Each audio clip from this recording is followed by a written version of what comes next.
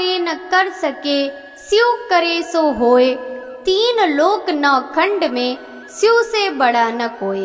सभी भक्तों को सादर प्रणाम। भक्तों, आप नियमित प्रातः 5 बजे हमारे चैनल पर श्रावण मास महात्म्य की कथाएं श्रवण करते हैं।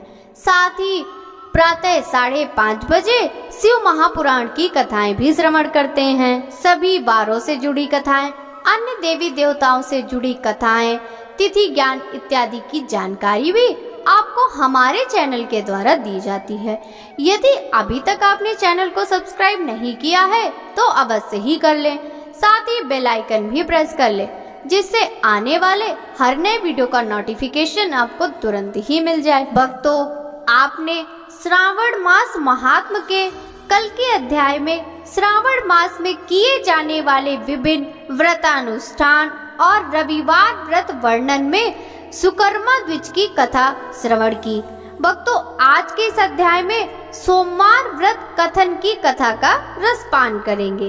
तो चलिए भक्तों, वीडियो शुरू करते हैं।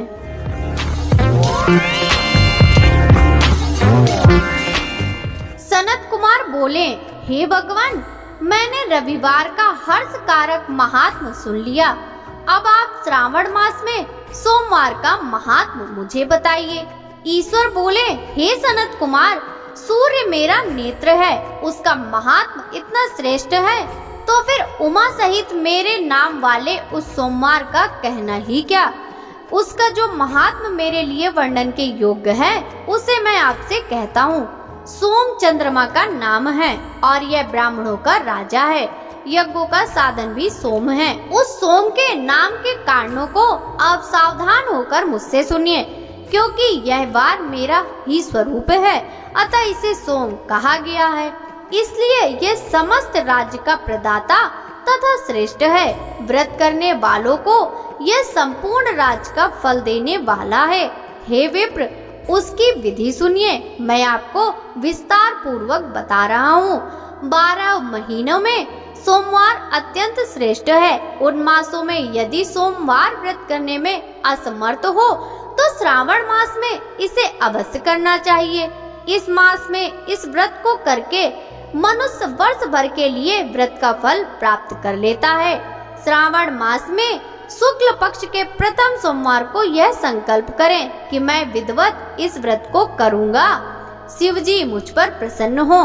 इस प्रकार चारों सोमवार के दिन यदि 5 हो जाए तो उसमें भी प्रातः यह संकल्प करें और रात्रि में शिव जी का पूजन करें। 16 उपचारों से सायंकाल में भी शिव जी की पूजा करें और एकाग्र चित्त होकर इस दिव्य कथा को श्रवण करें।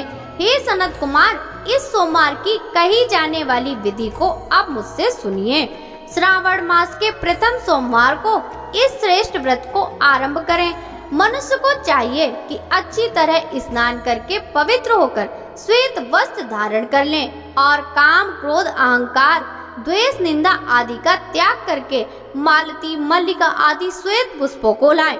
इनके अतिरिक्त अन्य विविध पुष्पों से तथा अभीष्ट पूजन पचारों के द्वारा त्र्यंबकम इन मूल मंत्र से शिव जी की पूजा करें। उसके बाद कहें, मैं सब भावना नाथ महादेव उग्र उग्रनाथ भाव शशि मौली रुद्र नीलकंठ शिव तथा बौहारी का ध्यान करता हूँ।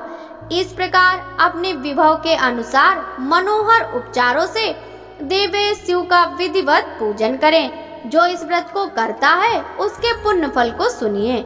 जो लोग सोमवार के दिन पार्वती सहित शिव की पूजा करते हैं वे पुनरावृत्ति से रहित अक्षय लोक प्राप्त करते हैं। हे सनत कुमार, इस मास में नक्त व्रत से जो पुण्य प्राप्त होता है उसे मैं संक्षेप से कहता हूँ। देवताओं तथा दानवों से भी अभेद 7 जन्मों का अर्जित पाप नक्त भोजन से नष्ट हो जाता है। इसमें संदेह नहीं करना चाहिए, अथवा इस अति उत्तम व्रत को उपवास पूर्वक करें। इसे करने से पुत्र की इच्छा रखने वाला मनुष्य पुत्र प्राप्त करता है और धन चाहने वाला धन प्राप्त करता है। वह जिस जिस अभीष्ट की कामना करता है उसे पा लेता है। इस लोक में दीर्घकालिक वांछित सुख उपभोगों को भोगकर अंत में श्रेष्ठ विमान पर आरूढ़ होकर वह रुद्र लोक में प्रतिष्ठा करता है। चित्त चंचल है, धन चंचल है और जीवन भी चंचल है, ऐसा समझकर प्रयत्न पूर्वक व्रत का उद्यापन करना चाहिए। चांदी के वृषभ पर विराजमान सुवर्ण निर्मित शिव तथा पार्वती जी की प्रतिमा अपने सामर्थ्य के अनुसार बनानी चाहिए।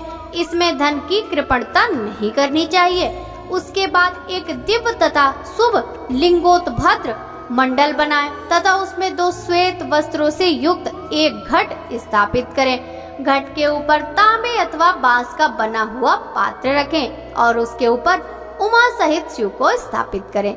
उसके बाद श्रुति, स्मृति तथा पुराणों में कहे गए मंत्रों से शिव की पूजा करें। पुष्पों का मंडप बनाएं तथा उसके ऊपर सुंदर चंदोवा लगाएं। उसमें गीतों तथा बाजों की मधुर ध्वनि के साथ रात में जागरण करें। उसके बाद बुद्धिमान मनुष्य अपने गुह सूत्र से निर्दिष्ट विधान के अनुसार अग्नि स्थापन करे और फिर सवादि 11 श्रेष्ठ नामों से पलाश की समिधाओं से 108 आहुति प्रदान करे।